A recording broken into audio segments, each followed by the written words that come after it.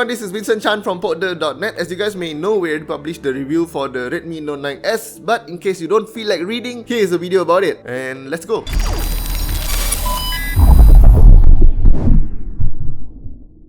So of course, one of the first things that you will see when you take the Redmi Note 9S out of the box is that it has a big screen. It's a 6.67 inch screen, and while the number might seem daunting, actually it feels rather nice in the hand because it's actually longer than it's wide, so it fits better in the hand than say a wider screen. And in addition to that, Redmi also implemented the dot display in the Redmi Note 9S, so the selfie camera is housed in the punch hole in the display, and it doesn't take up too much room, so you actually get most of the display is actually usable space, and I really like that.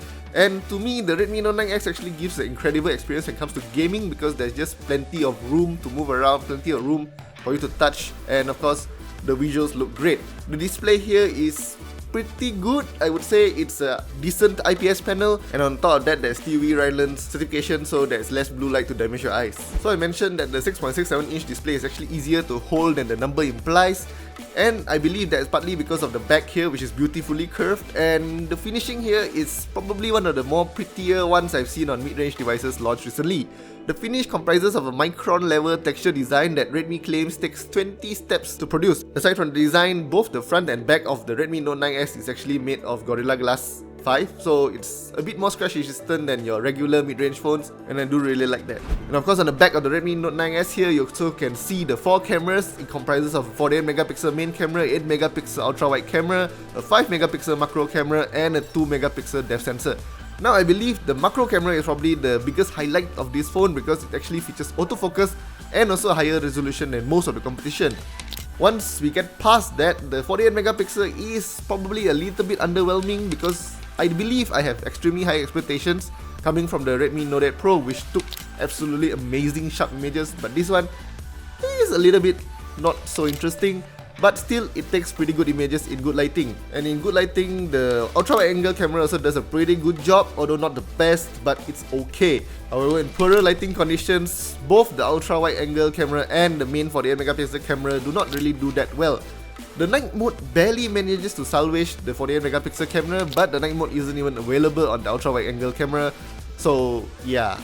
But of course, while the camera might not be the most interesting aspect of the Redmi Note 9S, I believe the battery is, because it's a massive 5020 mAh battery. In my use, I really managed to get nearly 2 days of battery life with nearly 8 hours of on-screen time clocked. So with the fast charging, you don't really get to charge it nearly as fast because the battery is too damn huge, but yeah, it gets 32% in 30 minutes, which I do believe is probably enough to last you half a day. Now of course, when it comes to battery life, having a large battery is only one half of the equation. The other half comes down to the efficiency of the chipset. And as we know, the Redmi Note 9S comes with a Snapdragon 720G, which I do believe is one of the more efficient chipsets launched recently.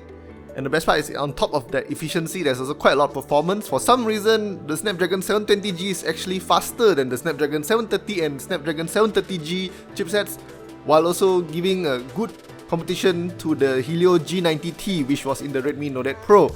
When it comes to gaming, it delivers up to 60 frames per second in COD Mobile and 40 frames per second in PUBG Mobile, but I do believe the latter is probably more because of a software limitation rather than the hardware itself. So now that we've established that the Redmi Note 9S has a beautiful display, a big battery, a nice design, and also a decent camera, what about the user experience of the device as a whole? So the Redmi Note 9S runs MIUI 11, which is the latest version of MIUI available, and is also Android 10, so you don't need to worry about updates right now. The only issue I found with the Redmi Note 9S in my usage is because I kind of multitask between multiple social media apps, so the 4GB RAMs kind of comes in as a hurdle there, so you can't actually switch between apps as quickly because they have to be reloaded because of the limited amount of RAM. But aside from that, it's a very good experience, and one thing I would like to highlight on the Redmi Note 9S is this vibration motor. You probably can't see it in the video, but you can probably hear it. Yeah, the vibration motor feels and sounds more like a flagship vibration motor than say like mid-range devices. It's because they use a linear motor here. It's probably not something that you might consider when you're buying a smartphone.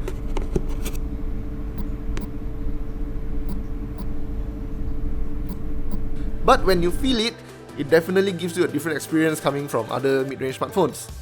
And speaking of things that make sounds, you can see that the Redmi Note 9S only has a mono speaker at the bottom of the device. It's decent enough, it's not the loudest and it's not the clearest we have seen, but it does its job for notifications. And of course, if you want to connect a headphone, there's a headphone jack. Luckily, Redmi didn't remove it from the Redmi Note 9S yet, so you can still connect your premium headphones and get a good listening experience out of it.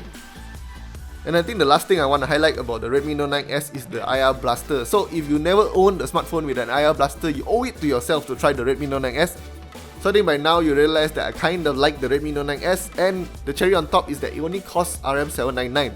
So for 799 you're getting quite a lot for your money, but I do believe that you should add the extra 100 ringgit to get the Redmi Note 9S with 6GB RAM and 128GB storage, because you get double the storage and 50% more RAM, which should solve the only problem I have with the Redmi Note 9S, which is multitasking. So by now it's probably the part where I mention whether I recommend the Redmi Note 9S or I don't. I definitely would recommend the Redmi Note 9S if you're looking for a smartphone in this price range. I think it'd be pretty difficult to get a better deal than the Redmi Note 9S, because it gave me pretty much everything I wanted, a big screen and a pretty powerful chipset to go along with all that. Now, there are probably some shortcomings. For example, the camera performance is not exactly the best, but then again, I believe there will be softwares and other optimization that can be done to improve the camera performance. Psst, Gcam. So there you have it, our review of the Redmi Note 9S. I hope you enjoyed this video. If you did, please subscribe to our channel, like our Facebook page and follow us on Instagram. And we'll see you guys in the next video. Goodbye.